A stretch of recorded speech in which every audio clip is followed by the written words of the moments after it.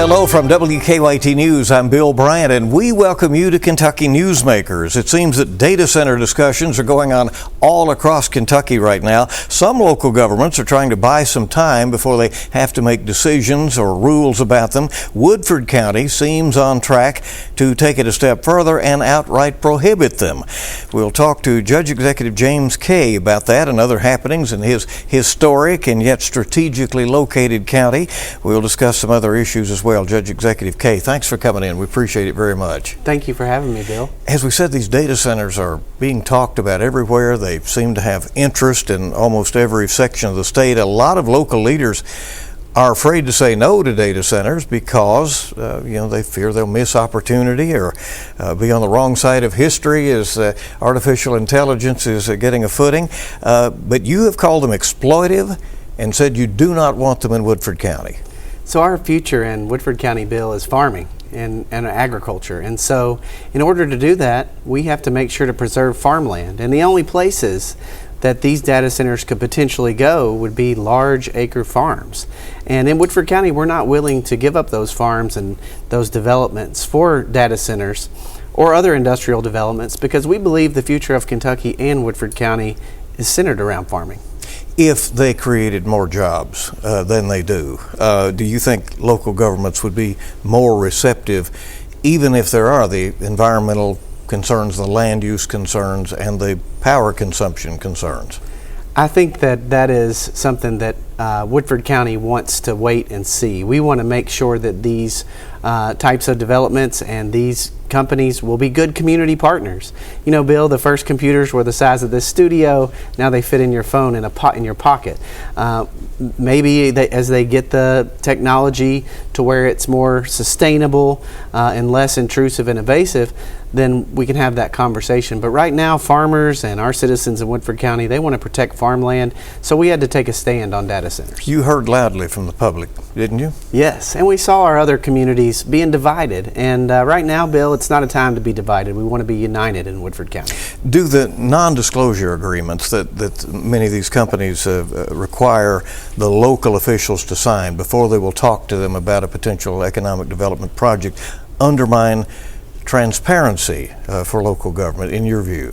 I think that does impact it. I understand proprietary information and I understand how competitive this is, but I think when you're looking at particularly these big developments, you want to look at what's best for the community first, and I don't think that's most of the angles that are being presented to communities in central Kentucky. Did you consider following the lead of some of these other counties and just simply pausing until you could figure out a framework of rules for those centers? So what we did was we came together, both the mayors of the city of Midway and Versailles, along with our fiscal court, and we decided that we were going to make a decision together, move forward in lockstep. So we took that approach, and again, we heard loud and clear that Woodford County wants to preserve farmland and not give that up for data center developments. So if you hear from a company and they make some encouraging pitch to you about jobs and what could happen and the fact that this is the future, they may say, what will you say? Well, I'll say that the future of Woodford County's economy is agriculture and farming. We're building one of the biggest cattle industries in the Commonwealth. Woodford County is small by acreage. We're one of the 13th smallest county by size in Kentucky. So we don't have a whole lot of land. We want that to be for the best horses and the best cattle in America right here in central Kentucky. Tell me about that cattle operation. So, people know we have some of the finest horses all around, but we actually have some of the most premier cattle in the world in Woodford County, and the Cattlemen's Association is moving to the University of Kentucky Research Farm in Woodford County. So we're building a premier cattle industry, and in order to do that, we have to have that old tobacco land. We can't give that up to industry. We got to make sure to preserve that for farmers. And Woodford County is very historic, and yet again a stone's throw from Lexington, obviously, and from the state capitol, and you can see why people eye it for development constantly. You worried some years ago about a major water line going through there and people might tap on and build factories, and at the time Woodford County didn't want that.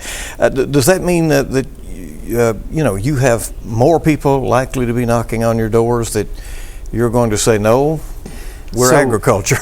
That's exactly right, Bill. So our precious farmland is under a lot of pressure right now for development of all kinds. Housing development, industrial development, commercial and retail development. And it's driving up the cost of the land, and it's making farmers, that's putting them in a position where they have to make a decision. Can they sell it for top dollar, or can they continue to farm? And so our goal is to cut property taxes so that people can afford to live in Versailles in Woodford County, and then try to grow our agriculture industry so that it makes sense in the long term to compete with things like big industry. Do you try to restrict the growth to the cities as best you can? We do, for sure. And Versailles is one of the top 50 fastest growing cities in Kentucky. It is growing, and we are allowing strategic growth. What we don't want to do is allow our farmland to be developed. You recently met with the Jessamine County Judge Executive David West and with the mayor of Nicholasville, Alex Carter, about Highway 169. How important is that when you look at regional transportation? Highway 169 is a major artery. It connects Frankfort and Nicholasville. It connects a lot of people to Lexington and other parts of central Kentucky. And it's an old county road, and it needs to really be improved, both for safety and for transportation. And one of the things I'm proud of is we're working together across county lines to get big things done, like improving 169. And improving it means just making it a little wider and so forth? I mean, it's got many historic old stone walls that will need to be relocated. It's got, large drop-offs. It's got narrow spots. It's got crumbling infrastructure. So we're addressing each aspect of 169. 169 is interesting because it also goes down to the Kentucky River and stops, and then takes back up in Madison County. That's exactly right. So Over by you, Bill. All right, let's talk about the flooded properties. You had a horrible situation a couple of years back, and you got some federal money to move some people out of the flooded areas, right? That's right. The last time I was here was the day they declared the national disaster in Kentucky for the April 2025 floods. And since then, we've been working on buying properties out, moving people off the river and out of the floodplain, so that we can not have to deal with that in the future, but also take care of these families who have been through so much. There are still families that are in emergency housing, temporary housing, and we want to get people a peace of mind and a destination, and hopefully these buyouts will be a big part of that. And yet at this point you've not spent any of that money, right? $12 million? $12 million, Yeah. and we're very close to our first closings on some of these properties. These are all voluntary programs, Bill, so people make that election, they make that choice, and it's an option for families to have that have been devastated by flooding. And then you would name them a place, or you just name them a price? We name them a price, and then they also receive additional funds, $30,000 above the purchase price for relocation expenses. Let's talk about this. I'm asking all the local officials who come through. The opioid crisis has been horrible, as we know. Woodford County has had its own issues. There are complaints around the state that the opioid money is not being spent for good community projects. What are you doing in Woodford County? So in Woodford County, we're doing a program called Net Recovery, which is a device that actually tries to help rewire the brain from opiate addiction. We've been employing that in our jails. I know Scott County, Madison County, some other counties have been doing that. And we recently opened a position for a substance abuse coordinator that will be the front line point of contact to help anybody with substance abuse needs. But our bigger goals are to take the stigma of addiction off the person and apply it to the opiates and the drugs, and try to get people to understand that we're giving them a hand up and a help, and not make them feel shame or any other negative consequences from what they're going through. Giving second chances to those in recovery? Absolutely. How does Woodford County balance this desire for, as you said, some growth and some modernization, while preserving the historic feel that includes those horse farms, that agriculture, and bourbon barrels and so on? How do you do that? I mean, isn't that a pretty difficult balance? It's a challenge, but it also provides opportunities, Bill. The one thing that we have in Woodford County is one public high school. And Woodford County High School is a common denominator. It unites us all. It's a great public school system that we have. So our goal is to remain a one high school county so that we can have a common background that everybody experiences, and it just unites our community and keeps us close and together. And so ultimately, if we're going to continue to farm, the land has to be productive for farming. And so we try to, strategically grow where we need, but also make sure that we're preserving and protecting farmland. You were a state representative before you came back home to be the judge executive. Which job do you like more? Well, I love being the Woodford County Judge Executive. I get to be close to my family all the time. I don't have to deal with session. And honestly, Bill, if we could run the state government like we run Woodford County, we'd be in better shape in the Commonwealth. To that end, you're up for re-election, and you face Republican Michael Duckworth in the fall. He's never run for office before, but apparently is well known in the county. And Republicans have pulled ahead of the Democrats in registration in Woodford County. It was 8-1 Democratic in 1985. I was looking that up, and now there are more Republican voters. So do you anticipate a spirited race, if for no other reason than that? So I certainly hope we'll have a spirited race, but I'm not running against anyone, Bill. I'm running for Woodford County and Woodford County's future. So my goal is to work for every single citizen, Republican, Democrat, Independent, the newborn that was born today, and the wisest citizen that we have in our community. So I came home from the state capitol to get away from the partisan politics.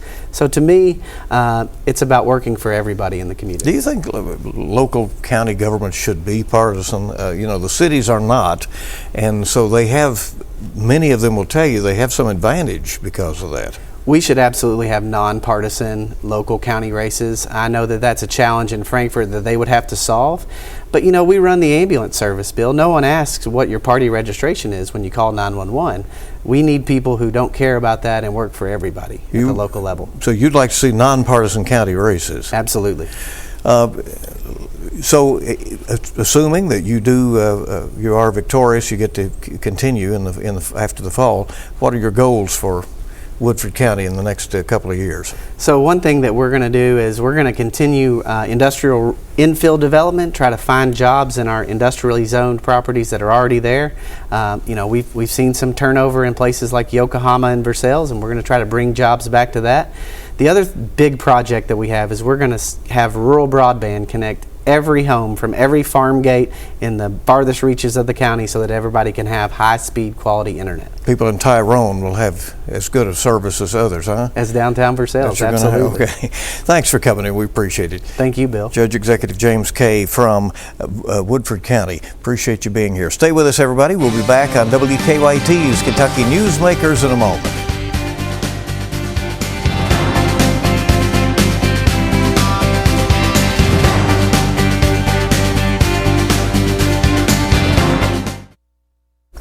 Welcome back to Kentucky Newsmakers from WKYT. Kentucky State Treasurer Mark Metcalf recently surpassed $100 million in unclaimed property returned to Kentuckians. That is property that has been turned over to the state for one reason or another. The Treasury has been out on the roads. They've been helping Kentuckians find what belongs to them. Metcalf also watches over the state's money and reserves the right to hold up questionable spending. Treasurer Metcalf, a former prosecutor and former immigration judge who was elected statewide in 2023, and he's joining us. Welcome. Thanks for coming. We appreciate it. First, the unclaimed property. What is the state holding, and how did it get there? It's about $1.2 billion right now, Bill. It got there because college students moved away after they graduated and left behind a deposit. It would be a safe deposit box that your grandparents didn't tell you about. It could be a insurance policy, a life insurance policy, and you didn't claim the death benefits. It could be overpaid utility premiums. It could be overpaid insurance premiums. It's any of a number of things that, due to their nature, end up in a bank vault, a bank account, and after 3 years, those sums are sent to the Treasury. So is that required that they be sent to you? Yes, it is. That's statute. We even have bullion, and we've received that from unclaimed property in safe deposit boxes. So it can be cash, but it can be other things. It can be stocks, bonds. It could also be jewelry. And all of that's under lock and key, as you would expect. The main thing to remember about unclaimed property is that we are doing our level best to get people's property back to them. I personally meet with that staff 2 and 3 times a week to look at what new strategies are being adopted to get people's property back to them. Just yesterday, we crossed $115.3 million returned to Kentuckians, and we intend to use the same efforts to return more. What are some of the ways you're going about trying to return that property? Well, first of all, we let people know about it. We're holding your property. We've created a website that when we inherited it, it was good.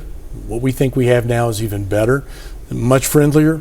You can go to the treasury.ky.gov, hit the icon that says search for unclaimed property, and you're there. All you have to do is enter your first name and your last name and the county seat of the county that you live in. And that's how it's done. What if it's, somebody has the same name? That happens often. Yeah. What we do is we start comparing middle initials, and we also compare home addresses. And some people have more than one home address, in which case we trace back to the last time the person lived at a particular address, and they can prove that, and they certainly are able to do that better than 90% of the time. And we find the property that we could associate with the address, and if there's more property, we do the same thing with another address. But we are, to put it this way, all in on getting Kentuckians their property. What is the average amount that people get back, and then what is a big sum that you've returned? Let's start at the big sum. Yeah. An estate from Garrett County came across my desk. My staff said, "Do you know these nice people?" And I said, "That's where you're from, by the way." Yeah, that's where I'm from. I looked at it and I realized that it was an estate that my father had settled. The information regarding what was in the estate had not been shared with him, nor had it been shared with the beneficiaries. What had happened was the nice man who died, did not tell his family about his brokerage accounts. He was managing them from a public computer at a Garrett library, and so the passwords were unknown to anyone but him. So when he passed, that information passed with him. The brokerages sent us the property, and we chased down the beneficiaries. $1.7 million. Wow. What is a more daily amount you return? $100 or less. Yeah. Your office has said there's about $45 million worth of unclaimed property just in the Lexington area, right? That's right. Last week, we were here 2 weeks ago, and we were able to return just under $500,000 during that time. Is the process difficult? If people do discover, they go in there, they find out they're owed something, and again, they can prove it, where does it go from there? Well, we have a very highly trained staff. They've been doing this for years. We've given them the tools they need. We send them to training sessions on-site and off-site so that they improve their skills. What we do after that, after we know we've got a staff that knows what they're doing, we make certain that we have the technology that is needed. So we contract out services. This saves the state money. Those services are contracted out to firms that do nothing other than track down missing heirs. And typically we find better than 90% of the people we're looking for. What kinds of reactions do you get from people? I mean, in many cases, they see it as free money they didn't know they had, right? Yes, that's what they see. And it's where the better expression might be found money. Yeah. And the money found them. They didn't find the money. Yeah. And we work with them by personal contact as well as by email and by hard correspondence, letters. And we advise them, call this person. They can inform you more about your claim. and then we help them make the claim. There is obviously no interest on, I mean, if the state has held it, it has just held it, right? That's correct.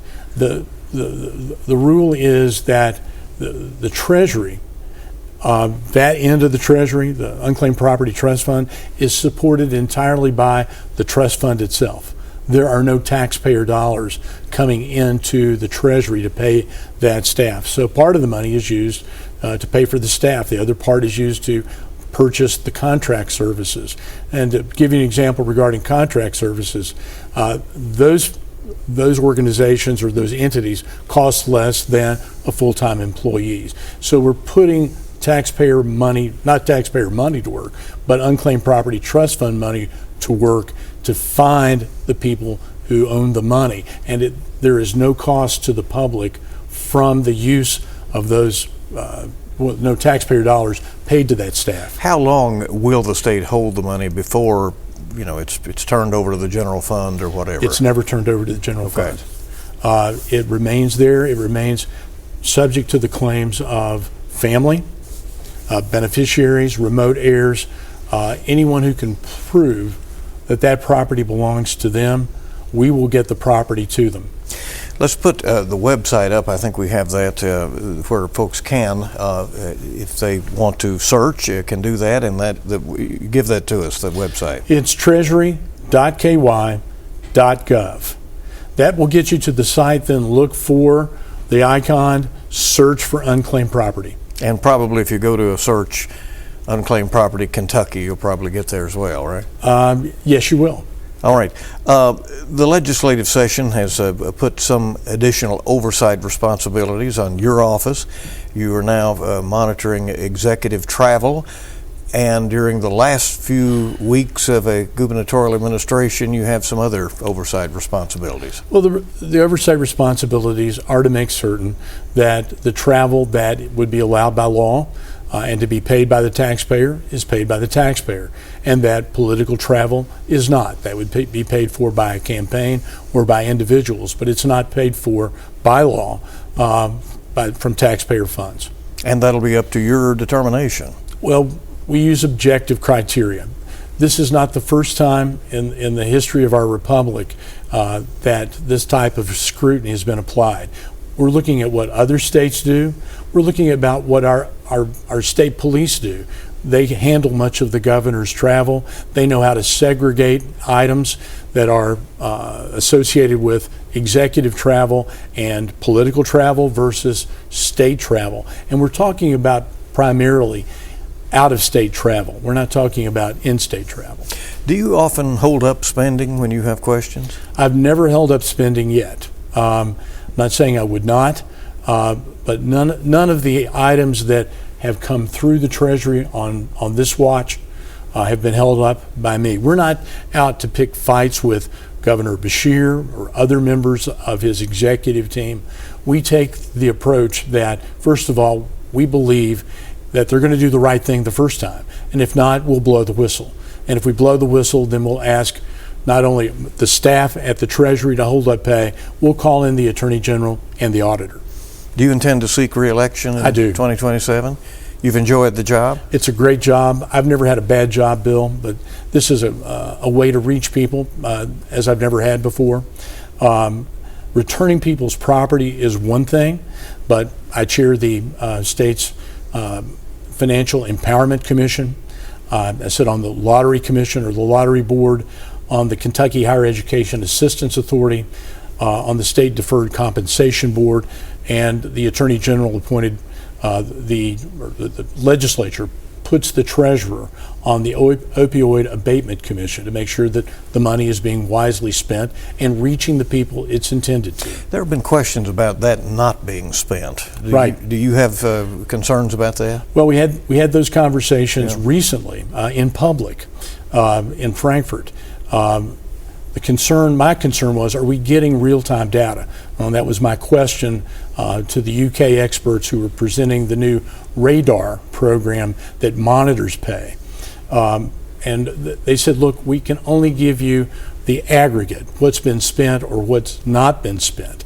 My concern was if we had the real-time, as it's being spent, we would have a much better idea of why it's not being spent and what we need to do to bring spending in line with the grants that have been made. The policy position on that has been to involve the Kentucky Association of Counties so they can assist the judges, executive, and the fiscal courts and the county agencies that are seeing to the spending of that money. And I agree with that approach. And I'm hoping that will get the money out there. You've told me that you have no additional details about Senator Mitch McConnell's health situation, but you also recently have called him very consequential in Kentucky history. Bill, his career is rivaled only by that of Henry Clay. It's good of us to remember that Senator McConnell had a lot of things stacked against him. Childhood polio, elected a judge executive in Jefferson County from a minority party. He proved his value and his supreme political skills by navigating not one, but two fiscal courts in Jefferson County, governed spending, and wisely distributed money from that fiscal court. As a U.S. Senator, he's been involved in everything from diplomacy to war to spending and to the selections to the United States Supreme Court. There's never been anyone like him since Henry Clay. Mark Metcalf, Kentucky State Treasurer, we thank you for coming. Thanks, Bill. All right. We'll be back. We'll wrap up Kentucky Newsmakers in a moment. Sure appreciate you being here for this edition of Kentucky Newsmakers. You can stay up to date with all the latest news from WKYT on air and online. And we hope you make it a good week ahead.